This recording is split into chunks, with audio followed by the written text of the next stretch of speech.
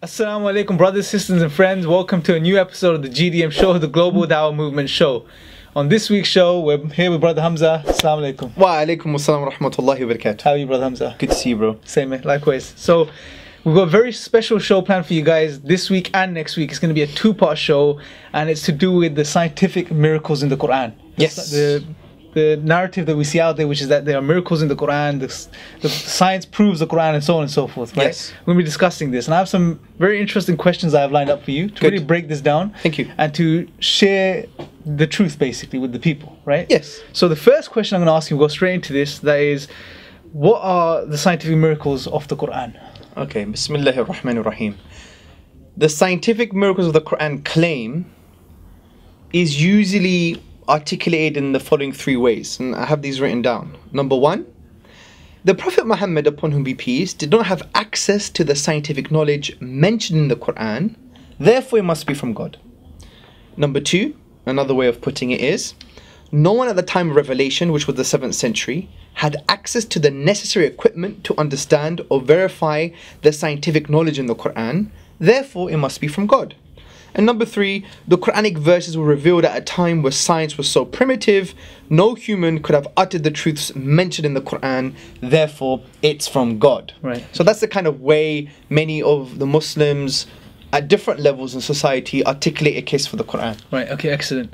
So before we go into the whole narrative, the first thing I want to ask you is for you to give us a bit of a background and why we can't claim a miracle, the scientific mentions in the Quran. Okay, there are three major milestones to what I'll call this kind of science in the Quran movement. Yeah. Right. The first one is based on the book that was written by Dr. Maurice Bucaille called The Bible, the Quran and Science. It was written in 1976, and as you can imagine, this book basically said the Quran is in line with modern science, the Bible isn't.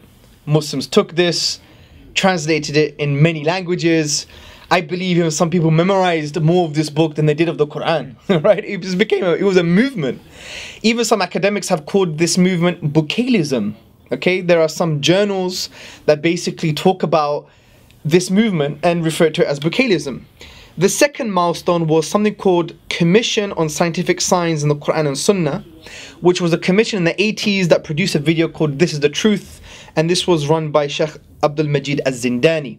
Now what they did in the 80s, I believe it was 1981 or 1982, is that they invited scholars, scientists from the West to Arabia and basically somehow got them to say some special things about the Quran. But we now know this is not true. The majority of those scientists have retracted those statements or have said that we were quote mined or whatever the case may be. The third milestone for this movement is the popularizers. You had the likes of Dr. Zakir Naik and Sheikh Yusuf Estes and many other callers to Islam who basically have articulated this case. Even myself, I think about 3, 4, 5 years ago, I articulated something very similar, not as strong as this, but we have found out now that it's actually an incoherent and not very robust way of showing that the Quran is true. And the reason for that, just to end on this point, to answer this question, the main reason we can't claim miracles, and we're going to discuss many other reasons, is because of the knowledge of what science is as a method and science is as a philosophy, meaning the philosophy of science. So if you go to the works of Goethe and Sober, Rosenberg, Stathis Psilos, another philosopher of science, and others, you see that science is limited. For example, it's based on induction. Not only on induction, but let's take induction as an example. Induction is a limited thinking process where you have a limited set of observations where you conclude for an unseen next observation or an entire set of observations, known as weak and strong induction. As you can see, that's probabilistic reasoning. It's not going to be 100% certain. It's always going to range from 0% to 99% because there's always a possibility of a future observation going against your previous conclusions, which were based on previous observations. An easy way of looking at it is using a crude example using sheep. Say I go to Wales and I want to find out what the color of sheep are. I count 1,000 sheep, they all happen to be white. So using induction, the next instance of sheep is going to be what color? White. Exactly, but that doesn't mean that's true because it might be black. Right. And because there are black sheep, right? Exactly. We used to sing in nursery rhymes, ba ba, black sheep. Yeah. So the point is, it just shows that concluding from limited observations doesn't give you certainty. Right, okay. And that's the beauty of science. Yeah. It's supposed to change based on new observations, new understanding, new discoveries, and that's the beauty. Now, understanding this about science, and we've mentioned this in previous GDM shows, we would see that you can't now apply this to the Quran and claim miracle, because you have to prove, or you have to show, that the science that you think is factual is never going to change. That's absolutely impossible for many things. Yeah. Like, you know, the philosophers of science and the scientists themselves say that science is revisable. Yeah. And the other thing that you have to do is that the meaning you've chosen for a particular word in the Quran is the meaning intended by God.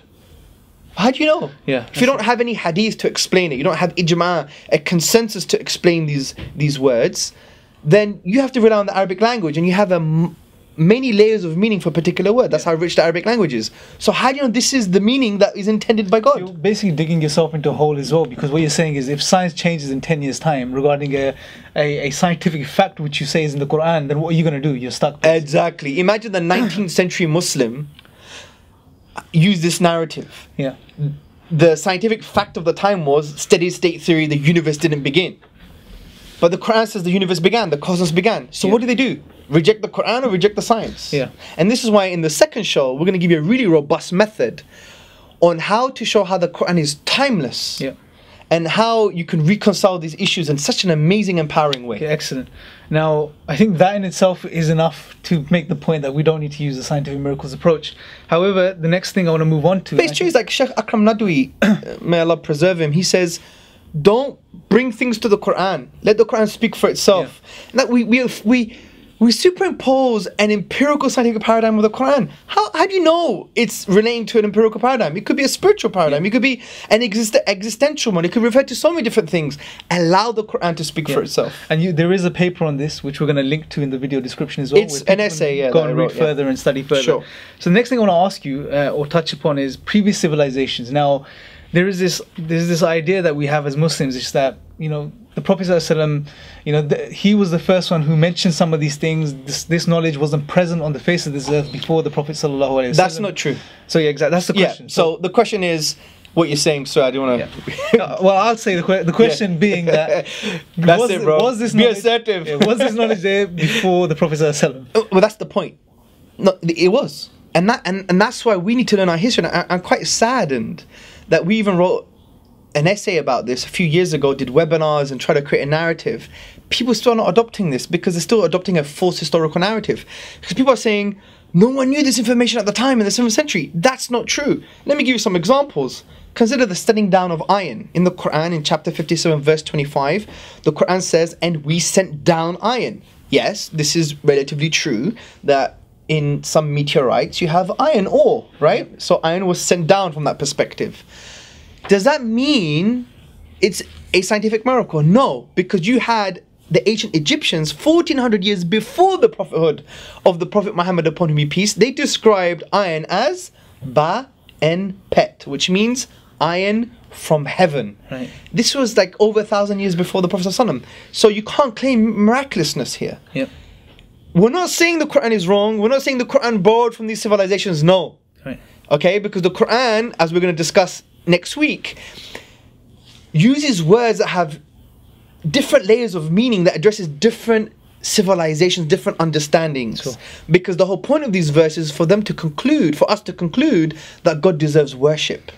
So he wants a 7th century man to think about space in a 7th century way, to think about nature in a 7th century way, to conclude that God deserves to be worshipped. Yeah. But the Quran is so timeless that it does it in such an amazing way, and we're going to discuss this next week. Yeah, well, that's going to be very powerful, sure. But another example. Sorry, there's more examples. The moon being a broad light. The Quran says in chapter 10, verse 5, it is he who made the sun a shining light and a moon a derived light. Nuran means derived light. Now let's ignore how the word shining light and Nuran are interchangeable in the Quran. Let's ignore that for a minute. Let's just stick to the topic that some Muslims use this word Nuran to show that the moon doesn't have its own light because it reflects the light of the sun. Because Nuran means like a borrowed light. Yes, that's true. But 500 years BC, 1200 years before the prophethood, Before the Quranic revelation, Thales said the moon is light from the sun. Another Greek, Anaxagoras, in around the same period, he asserted the moon doesn't have its own light, but light from the sun. What about, for example, the Big Bang? The Quran says in chapter 21, verse 30, have not those who disbelieve known that the heavens and the earth were one piece? Then we parted them. Yes, it's very ambiguous. We don't know the howness and the kind of intricate details. That's not the point of this verse. The point is for us to be in awe and for us to say that God deserves to be worshipped. But this doesn't really refer to the Big Bang, because what Big Bang? There are 20 different models, more than 20 models maybe. The quantum fluctuation model, oscillation model, the Friedmann-Lemaitre model, all these models. What model are we choosing here? And these are not even hardcore facts in science anyway. And not even that, you have Sumerian literature in the Epic of Gilgamesh that reflects this kind of narrative. It says, when the heavens had been separated from the earth, when the earth had been delimited from the heavens, when the fame of mankind had been established. And the Quran says, when the heavens and the earth were one piece and we parted them. Similar kind of narrative. Doesn't mean the Quran copied, doesn't mean the Quran borrowed, but you can't claim miraculousness here because it was already known by primitive civilizations. Does it mean it's wrong? No. But what it does mean though is we shouldn't read too many things into Quran, allow the Quran to speak for itself, which we're going to discuss next week. Okay, so another question that follows on from this is that the Prophet ﷺ, well, there's this idea that's out there that he couldn't have had access to this information from other civilizations. No way he could have had this access. He wasn't learned, he didn't have, he wasn't around other civilizations and so on and so forth. We know this isn't the case. Is that correct?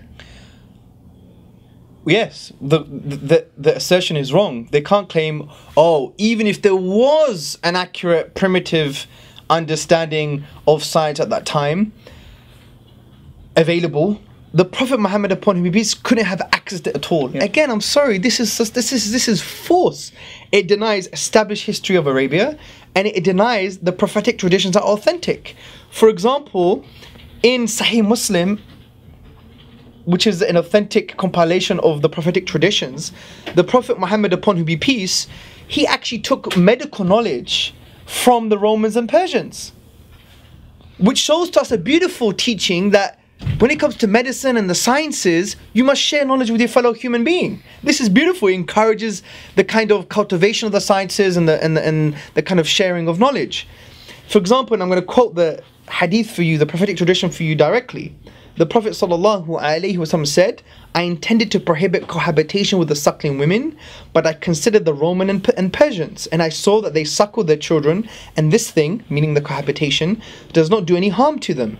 This is an authentic tradition which shows that the Prophet ﷺ had knowledge of other civilizations, namely the Romans and the Persians. Also, we have to understand that there was an exchange of cultures at the time. Look at the trading that they'll go to China to trade. What do you think they went? They went for a teleportation system, vowed months of silence, and then picked the goods and went back without speaking to anybody? No, they went on like horse and camel and goat, and they would exchange cultures and discuss. And this is why we even have concepts of linguistic borrowing. Cultures share different languages because of this interchange of cultures. So the point here is, it's highly bizarre for us to make such a claim that he couldn't have access to this knowledge. That's not true. Especially when in Egypt, in around, I think, the 6th century, they already had, in Alexandria, I believe, translations of Greek medical documents. I mean, it's not that far. They went to China, forget Egypt, yeah? Yep. So to make such a claim denies our own Islamic history, and it denies the prophetic traditions. And for example, if you look at the historian Ira M. Lapidus in his book, A History of Islamic Societies, summarizes this. He says, by the mid-6th century, as heir to Petra and Palmyra, Mecca became one of the important caravan cities of the Middle East. The Meccans carried spices, leather, drugs, cloth, and slaves, which had come from Africa or the Far East to Syria, and returned money, weapons, cereals, and wine to Arabia. Okay, excellent. So I think you've summed that up very, very good. I think it's very clear that, you know, we shouldn't be arguing scientific miracles in the Quran. It's not the right approach. We shouldn't be doing that. There are many more miracles we could talk about. And at the same time, we need to really emphasize that as Muslims, yes, we know that the Quran was revealed to the Prophet ﷺ. It came from Allah subhanahu wa ta'ala. Everything it contains is from Allah. and it's the truth, it's accurate, and so on and so forth. But what we're saying is, don't impose narratives onto the Quran itself, right? And don't use a flawed methodology, because as we discussed, science is transient, is time-bound, and using a time-bound, limited, transient methodology to prove something that you believe is timeless. Yeah, that's the most powerful. It's flawed, absolutely. And there's nothing wrong with something currently now scientifically contradicting the Quran. Yeah. Big deal.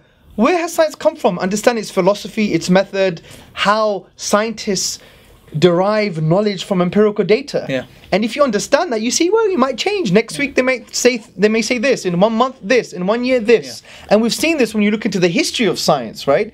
Take even evolution. Evolution has evolved as well in terms of the scientists understanding what evolution is from that perspective.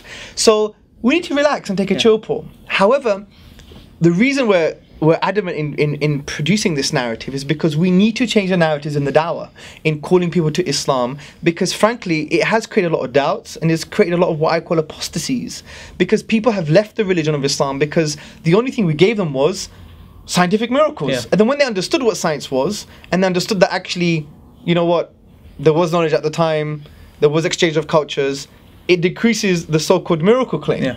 Now, I had a conversation with a student of knowledge saying, yeah, but I knew this Arab speaker, he did the linguistic analysis and it was amazing, and it correlated to what the scientists are saying now. I'm like, wow. And I just said one thing. The reason you find it so amazing, because you already have iman, you already have faith that you know it's from Allah. Yeah. Give them that basis first, and then you could talk about these things if you want from a tadabbur, pondering perspective. But you can't claim it's a miracle, because I said, answer these two questions. Number one, is the science that you're trying to relate it to absolutely true? Can you prove that? Can you prove it won't change next year or in 2 years' time? Can you prove that we have all the number of observations we require for a particular phenomena to conclude that this is an absolute fact? No, you can't even claim that about many things in science, right? Number two, the meaning you've chosen for that particular word in the verse in the Quran, is that the meaning intended by God? Yeah.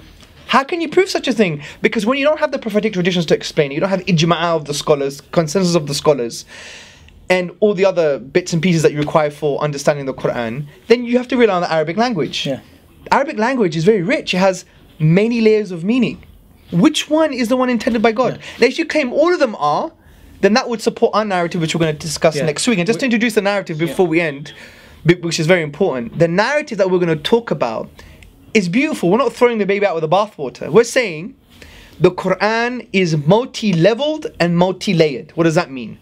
The words used to describe natural phenomena or things that appear to be natural phenomena or science, these words have many layers of meaning.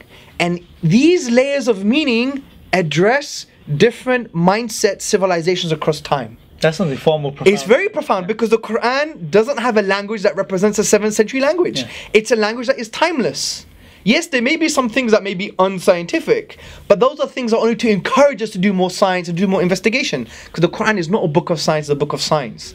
Because the Quran, the main purpose of these verses is to show that, look, you came from a blood clot or something that looked quite bloody, right? Or look at the orbits, look at the celestial objects and they seem to be swimming in the universe, they're floating or whatever the case may be. That should give a 7th century desert Arab a sense of awe and wonder, thinking, who has done this?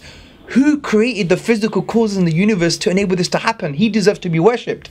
That's the conclusion, deserve to be worshipped. Not there's all these scientific miracles and details. It's not. The verses are quite ambiguous from that perspective. Deliberately to make you think. The Quran wants you to think about the most profound conclusion that he deserves to be worshipped. Not that, you know, you have the embryological process in the Quran. That's not true.